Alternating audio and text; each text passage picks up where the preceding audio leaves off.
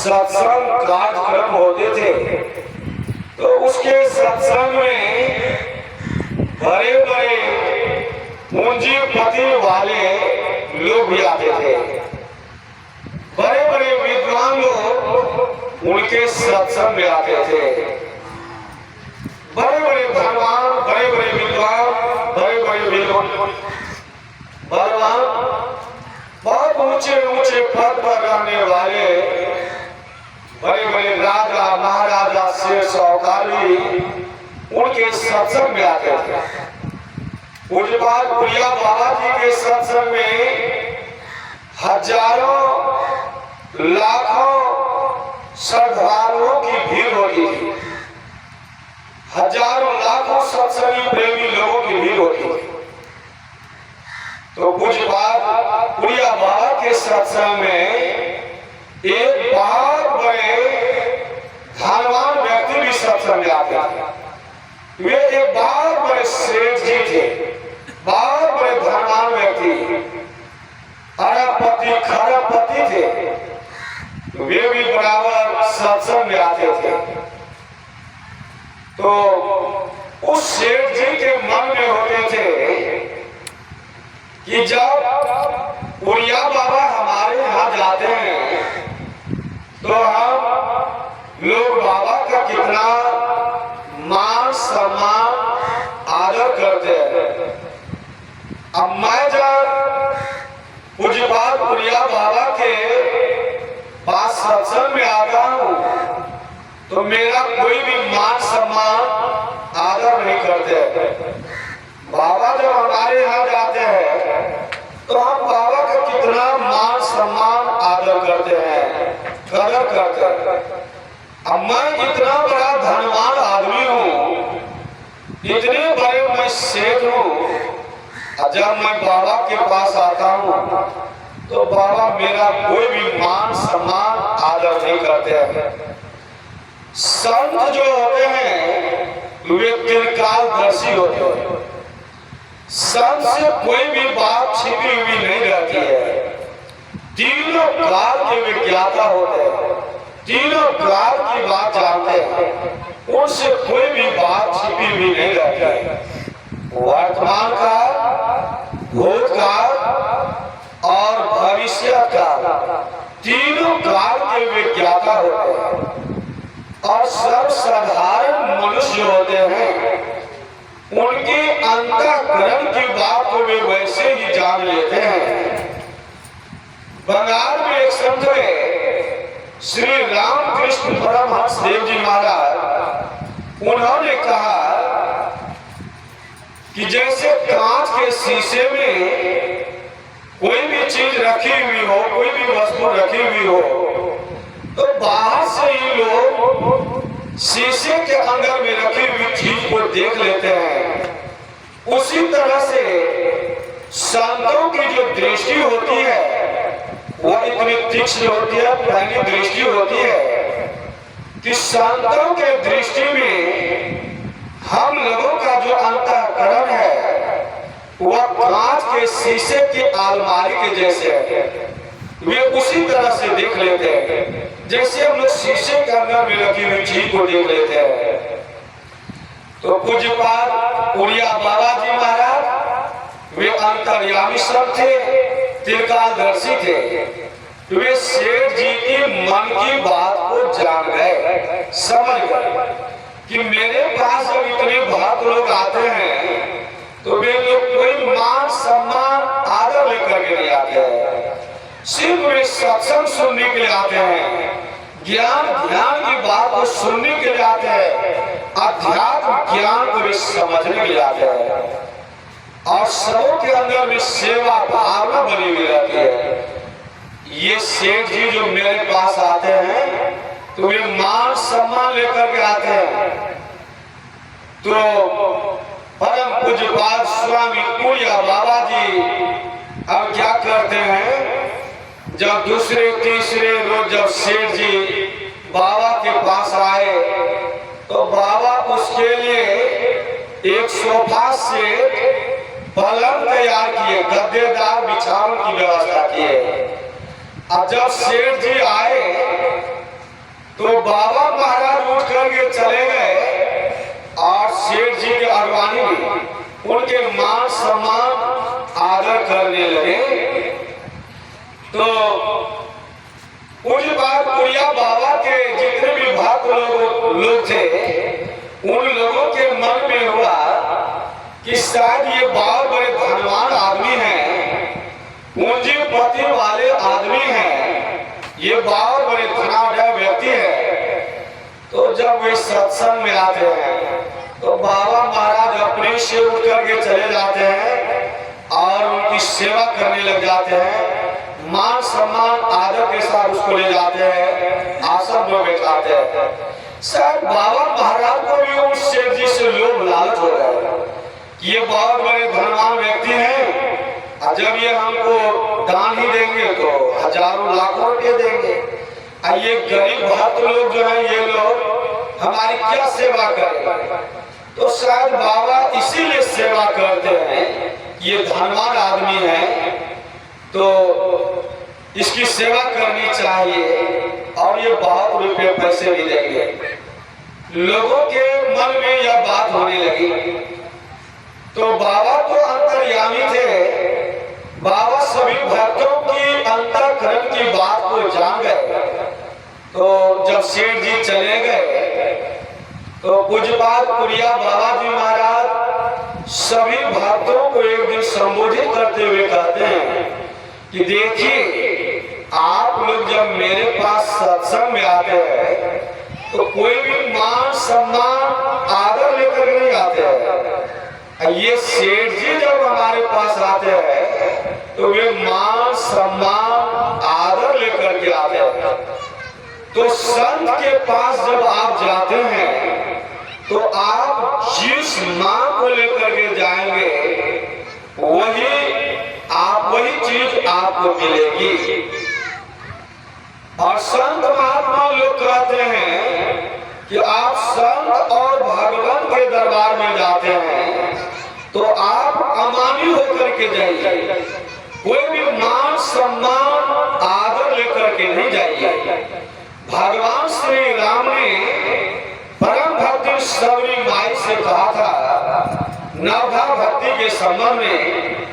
तीसरी भक्ति में भगवान श्री राम सबरी माई को उपदेश करते हैं गुरु पद पंकज सेवा तीसरी भक्ति अमान।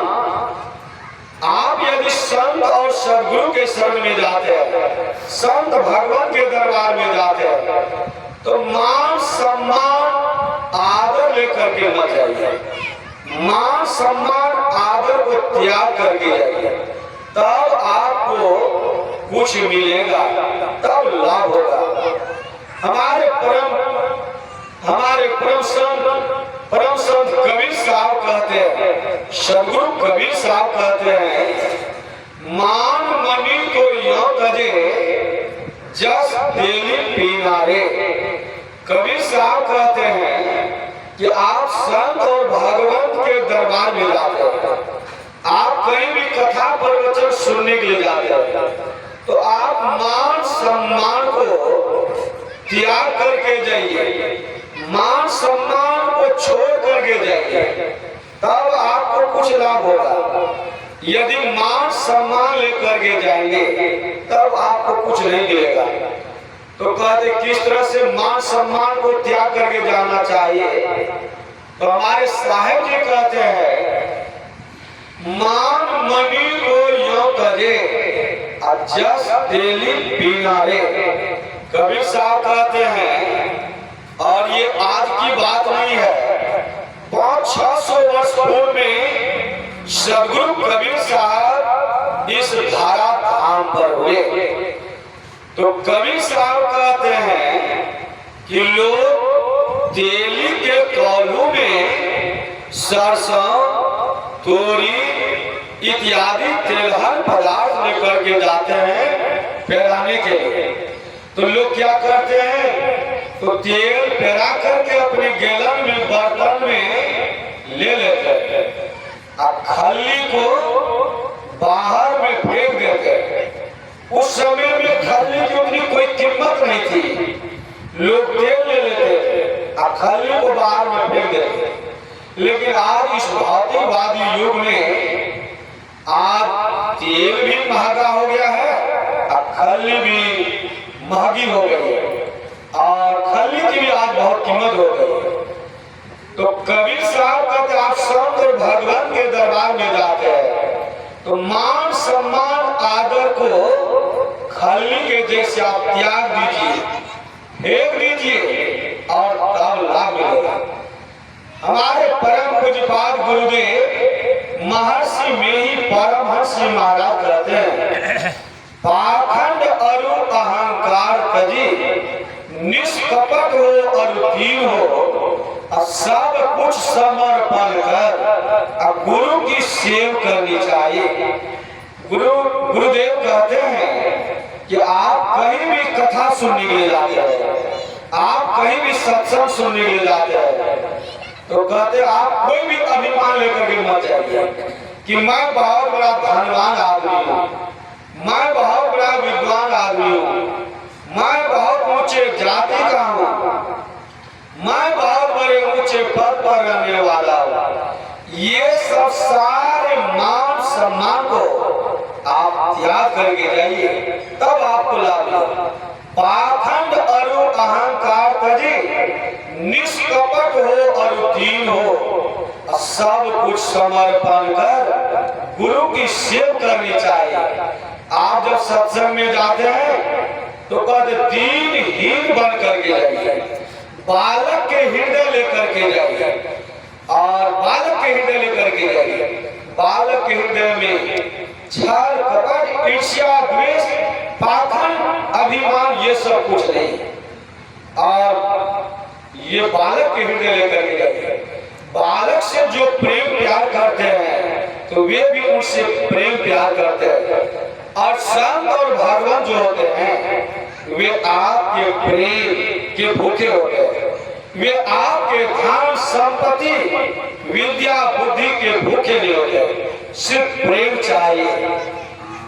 तो आज हम लोग देखते हैं संसार में कि हमारे जैसे भेषधारी हजारों लाखों साधु महात्मा है और उसी लाखों साधु में कोई एक ही संत होगा और उस हजार संतों में कोई एक ही संत सद्गुरु होगा। आज हम लोग बराबर बोलते हैं, चर्चा करते हैं गुरु, सतगुरु और सद्गुरु, ये तीन शब्द है। गुरु, सतगुरु और सद्गुरु, ये तीनों तीन चीज है लेकिन तीनों का अर्थ हम लोग एक ही लगाते हैं, एक ही अर्थ नहीं। गुरु का अर्थ अलग होता है, सतगुरु का अर्थ अलग होता है और सद्गुरु के अर्थ अलग होते हैं। गुरु, इस संसार में अरब खरब गुरु है, इस संसार में अरब खरब गुरु है। जो शिक्षा देने वाले जो होते हैं वे गुरु कहलाते हैं। आप कहीं भी जाइए, किसी भी आदमी के पास जाइए और आप कहीं भी कथा प्रवचन सुनने के लिए गए, किसी भी आदमी से आपको कोई भी ज्ञान मिला तो वे उस ज्ञान के वे आपके गुरु हो। तो संसार में अरब खरब गुरु है, शिक्षा गुरु अनेक होते हैं। सतगुरु किसको कहते हैं? सतगुरु वही परमात्मा को कहते हैं। परमात्मा के असंख्य नाम है जिसमें उस परमात्मा का नाम एक सतगुरु भी है। उसी को लोग परमात्मा कहते हैं, ब्रह्म कहते हैं, ईश्वर कहते हैं, उसी को राम कहते हैं, कृष्ण कहते हैं, शिव कहते हैं, उसी को सत्य कहते हैं। उसी परमात्मा राम का एक नाम है सतगुरु। दुनिया में एकमात्र सत्य वही परमात्मा है तो उसको कहते हैं सतगुरु। बहुत लोग कहते सतगुरु महाराज की जय। सदगुरु, सदगुरु किसको कहते हैं? सदगुरु जो आत्मा और परमात्मा का जो ज्ञान देने वाले हैं। जो ब्रह्म ज्ञान का उपदेश करने वाले हैं, जो आत्मा और परमात्मा का ज्ञान कराते हैं, वे सदगुरु कहलाते हैं। तो संत सदगुरु जो होते हैं वे इस संसार में आकर के नहीं बनते हैं। जब वे संसार में आते हैं तो वे बन करके ही आते हैं, अपना ज्ञान का प्रचार करके पुनः फिर वे उस अपने धाम को लौट जाते हैं। तो हमारे सदगुरु कबीर साहब कहते हैं, सदगुरु मुझसे आया। सदगुरु जो होते हैं वे डायरेक्ट परमात्मा के धाम से आकर के, परमात्मा के धाम से ही आते हैं और इस ज्ञान का प्रचार करके पुनः वे अपने धाम को लौट जाते हैं। तो गुरु, सदगुरु और सदगुरु। हमारे गुरुदेव महर्षि में ही परमहंस महाराज कहते हैं कि जीव हित आप ही आवे।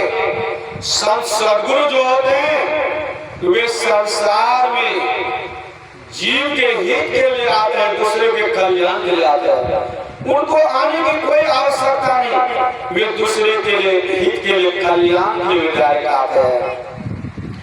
तो ऐसे जो सदगुरु होते हैं तो उनकी सेवा तन से, मन से और वचन से करनी चाहिए। तो संत जो होते हैं, संत भी उपदेश करते हैं। संत जब उपदेश करते हैं वे हम लोगों को सामूहिक उपदेश करते हैं।